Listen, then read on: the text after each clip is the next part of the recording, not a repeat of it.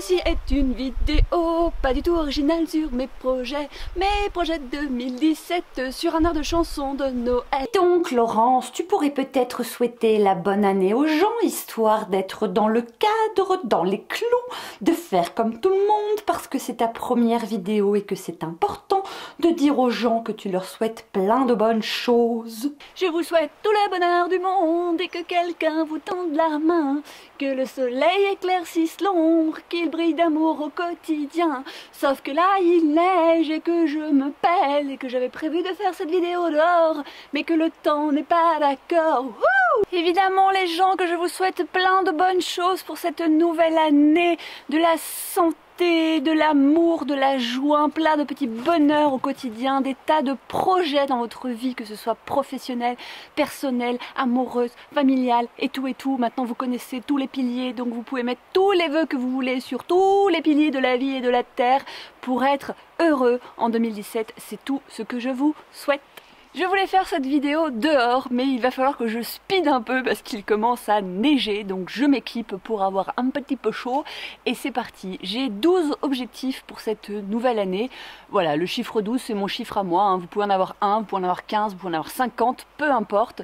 C'est ce qui va compter pour moi en 2017 et je commence tout de suite par l'unique objectif littéraire de cette année qui sera de réussir mon challenge des 52 livres, qui est un challenge que j'ai lancé sur Livre Addict.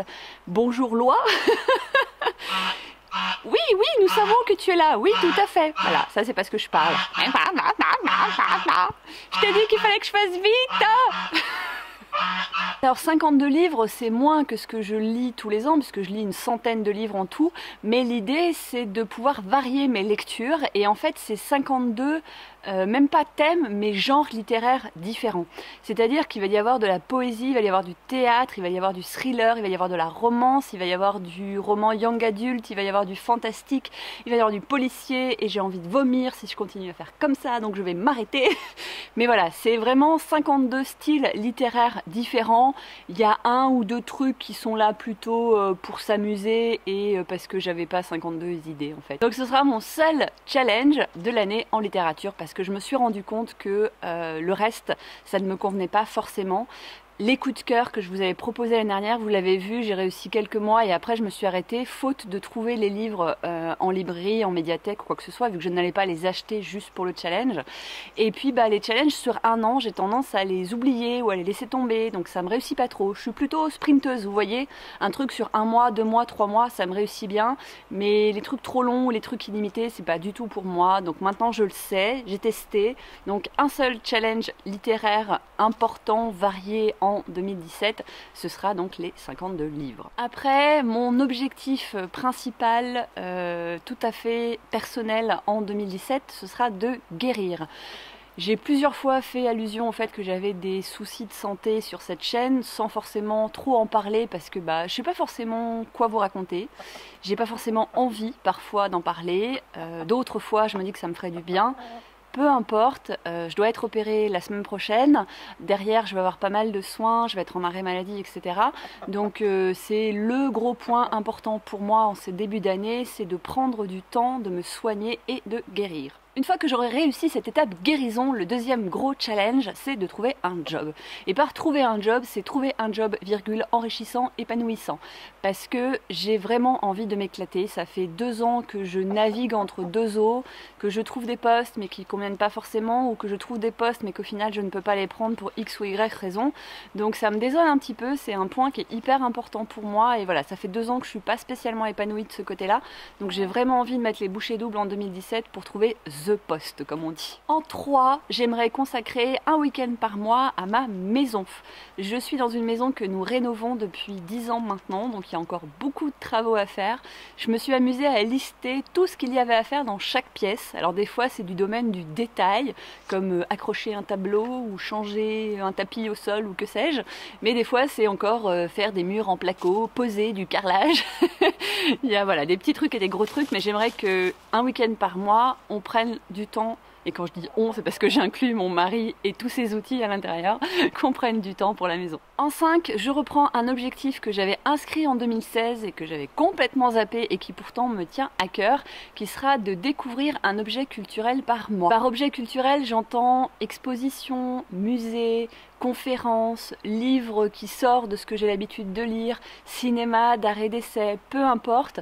Je veux m'ouvrir à la culture au sens le plus large en découvrant des univers qui sont très très loin des miens et pour cela il faut que je sorte de ma zone de confort. L'année dernière je n'ai pas réussi cet objectif tout simplement parce qu'il m'est sorti de l'esprit et parce que je n'ai pas mis en place de plan d'action en prenant le temps de regarder ce qu'il y avait comme musée ou comme expo autour de chez moi ou en contactant des personnes qui pourraient avoir envie de m'accompagner et du coup de me motiver. Donc cette année je vais y remédier et faire le nécessaire. Vous aurez remarqué que je vous parle de mes objectifs complètement d'une façon foireuse, sans respecter le jeu, plus le verbe d'action, si le verbe d'action il y est, plus le temps au présent, mais c'est parce que c'est la version condensée pour faire plus vite en vidéo. Je vous promets que sur le papier, j'ai fait ça tout comme il faut, tout comme je vous ai dit. En 6, j'ai mis étaper mes prochains projets créatifs. Le verbe étaper n'existe pas, ce sera cependant mon verbe de 2017. C'est parce qu'en fait, j'ai plein de projets en tête en termes d'écriture et de création, notamment la création d'un oracle. Je ne sais pas si vous connaissez le concept des oracles, mais c'est quelque chose que j'aime beaucoup en termes de développement personnel, développement spirituel. J'en ai un qui me trotte en tête depuis à peu près 1 an, sauf que j'ai la partie écrite, mais j'ai pas du tout la partie création au niveau des images, des photos, des dessins éventuels. Il va falloir sans doute que je m'associe avec quelqu'un.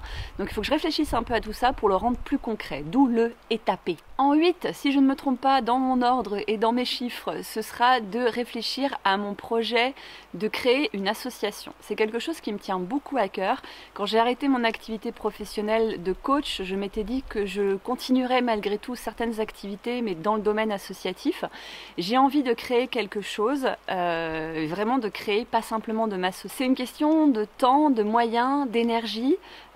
Qui est pour l'instant dans autre chose, ma guérison, trouver un job, etc. De tout ça va dépendre la suite aussi. Donc, est-ce que je me lance ou pas? Ou est-ce que plutôt justement finalement je rejoins une association déjà existante? J'aimerais parler de minimalisme, de zéro déchet, j'aimerais parler de véganisme, j'aimerais parler de développement personnel. Je ne sais pas aujourd'hui comment associer tous ces sujets au sein d'une même association. Donc vous l'aurez compris, il y a beaucoup de réflexions. Et il neige de plus en plus, c'est une catastrophe. Mais c'est pas grave, je finirai même sous la pluie en arrivant à l'étape 9 qui est l'objectif que je me mets tous les ans de réaliser 10 bonnes actions pour le monde. Les bonnes actions pour le monde, c'est pour les autres, les humains, mais aussi les animaux, la planète, l'environnement. J'aimerais notamment faire plus pour l'association pour laquelle je suis bénévole, qui est l'association Les Entrechats, une association de protection animale dont je vous reparle très bientôt. J'ai perdu les chiffres, mais je crois que c'est la 9 ou c'est la 10, c'est de continuer à randonner. J'ai repris la randonnée cette année en progressant toujours plus et en kilomètres et en dénivelé et je veux continuer sur cette voie-là. En 10, une action très concrète qui consistera à agrandir le poulailler. Vous l'avez vu tout à l'heure, j'ai des poules, j'ai un coq, j'ai une oie, j'ai un canard. J'aimerais bien à terme pouvoir adopter aussi des chèvres, un cochon, etc. Mais pour ça, il me faut une structure un petit peu plus grande, donc il faut qu'on reprenne nos plans, qu'on agrandisse l'espace, qu'on consolide aussi le lieu dans lequel elles dorment la nuit pour qu'elles soient au chaud, qu'elles soient à l'abri, en sécurité, etc. Donc du coup, un petit peu de boulot, sans doute au printemps, parce que là, vu le temps qu'il fait, ça va pas être possible. En 11, c'est également dans la continuité de cette année, j'aimerais poursuivre l'aventure minimaliste.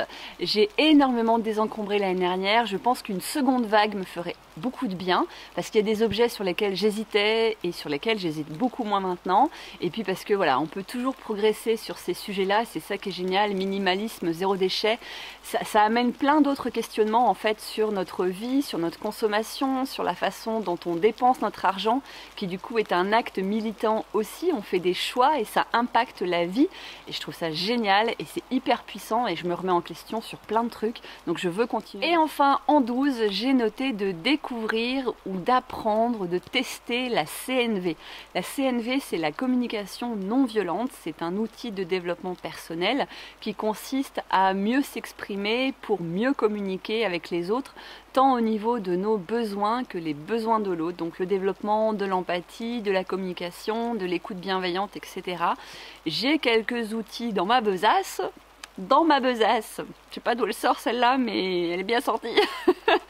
J'ai quelques outils, j'ai envie d'essayer. Pour l'instant, je suis un peu sceptique parce que c'est assez bizarre comme façon de parler, en tout cas très éloigné de ce que je fais. Mais en même temps, voilà, dans le peu que j'ai pu découvrir, c'est écrit si vous trouvez ça un peu bizarre, parfois simplet ou pas du tout naturel comme façon de parler, c'est normal. Donc écoutez, jusque-là, tout va bien. Donc découvrir la CLV. Et voilà, vous savez tout sur mes objectifs pour l'année 2017. Cette vidéo sera pour moi un témoignage et je pourrai dans quelques mois vous dire où j'en suis. Et je vous dis en attendant à très bientôt. Ciao!